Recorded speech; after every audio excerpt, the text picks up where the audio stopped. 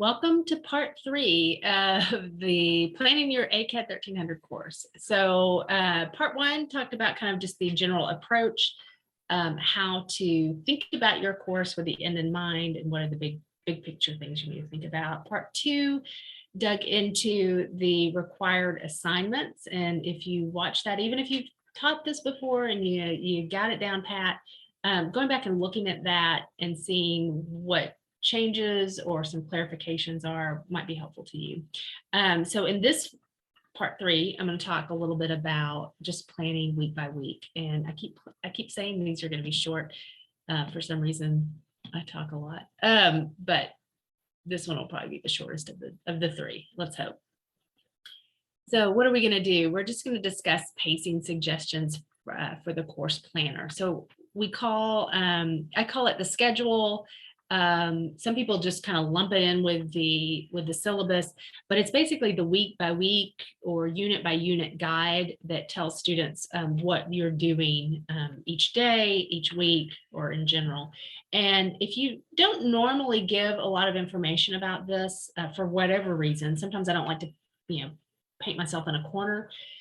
Consider giving them some information and something that is regular that they can, count on.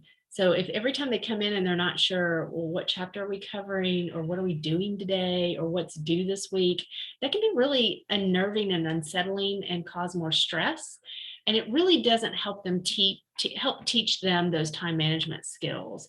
So even if it's all you're going to do is give them when the major assignments are due, that's going to be helpful to them. Just think about those kinds of things with them. The more information, even if they don't read it, quite honestly, it's going to be something that they could eventually use and hopefully develop skills towards using. So some things to consider, definitely just make sure you review the UCA's academic calendar for fall 2022.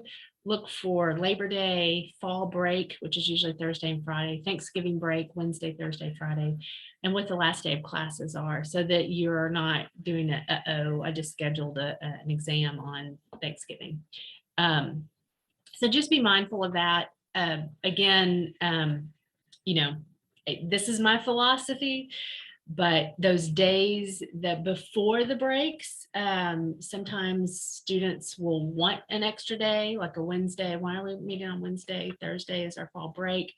Kind of push against that. I think that can get a little bit out of hand, and you may want to think about important things that they need to be doing before the break, or give them some really good content.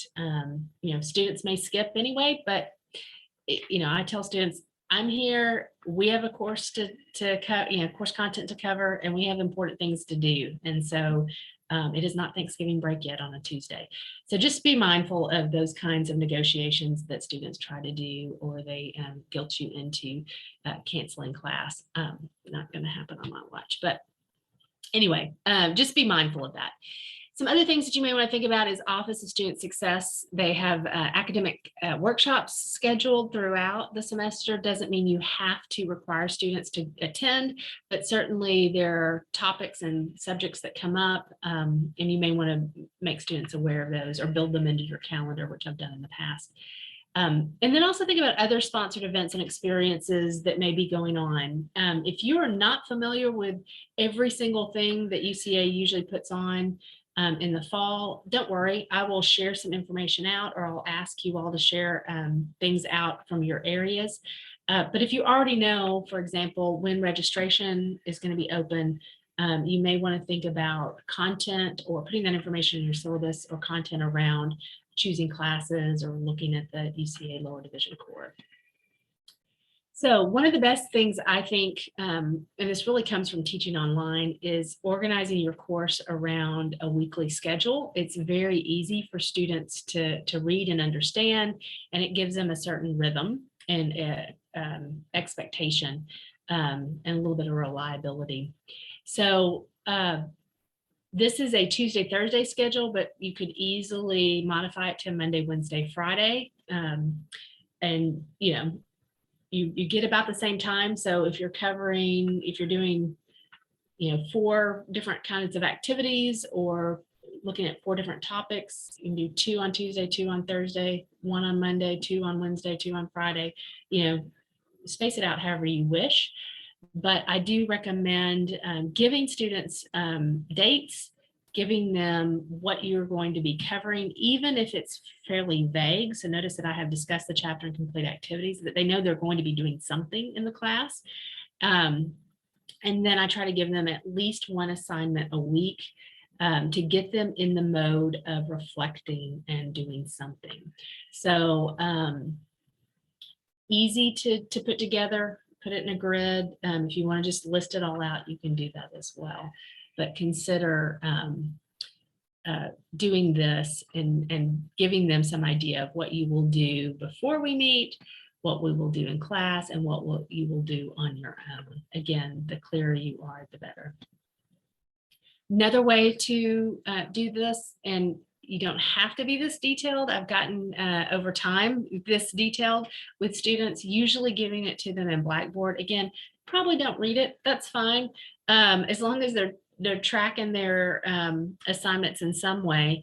But it does help me show them what we're doing. And so for those who are interested, they can see that the chapter is listed. And we're also going to be doing some very specific things. So again, if they miss a class, they miss a week for some reason, and they ask, what did we do? You can point them to, these are the things that we covered and what we did. You can get notes from somebody. But certainly giving them some kind of guideline so that there again is some predictability can be very, very helpful. So some key considerations for planning your course. Like I said before, week by week approach is pretty standard, easily accessible to students. And especially if you're putting stuff online and through Blackboard, putting it in a week by week folder can be very helpful to students because it's all there contained. They know what the date is, they go to the folder, it's all listed there. Doesn't mean you have to do it that way, but boy, it really does make it helpful to students. Want you to think about creating, even if they're informal, just some goals for the week or the day. What do you want to accomplish? Again, you don't have to do this, but there are some examples in those first 18 pages of your instructor's resource manual of what could be those course learning objectives, or I'm sorry, weekly learning objectives. Clarify what you expect students to do before class, during class, and after. And if you can get some consistency with them, that is helpful too. So you need to be reading and taking notes. You need to be reviewing this stuff in Blackboard and taking a quiz. Whatever it is, think about being pretty predictable and pretty consistent if you can be. Of course, when you move to a unit like planning your course, or I'm sorry, planning your degree, maybe you don't have a quiz every week or something like that, but being predictable in certain units, I think can be very helpful to them.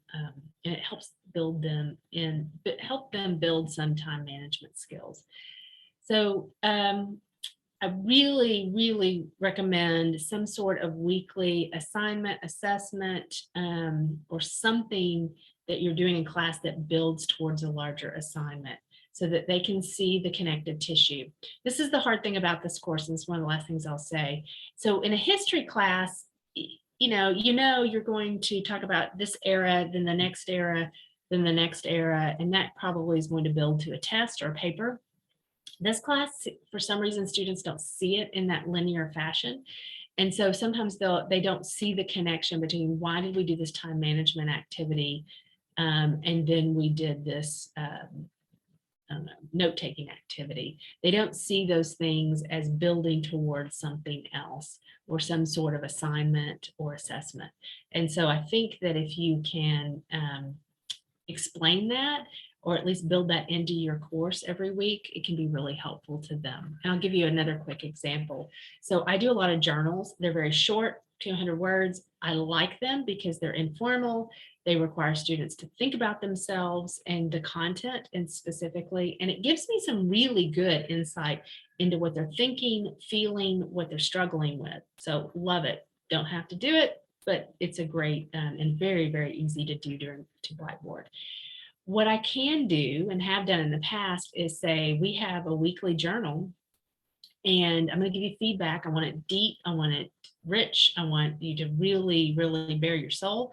And at the end of the semester, you're going to pick 3 or 4 journals, pull them together, and then do a reflection on where you were, throughout the semester. Or we pull them together and use them for another type of assignment where we get to know you a little bit better and kind of your first year experience. So those are kind of little tricks that kind of keep that through line or that connective tissue. But definitely consider that whenever you're planning that week by week. What are you leading towards? What are you helping them achieve? And how does each week do that? All right, there you go. Part 3 is done. Thanks so much.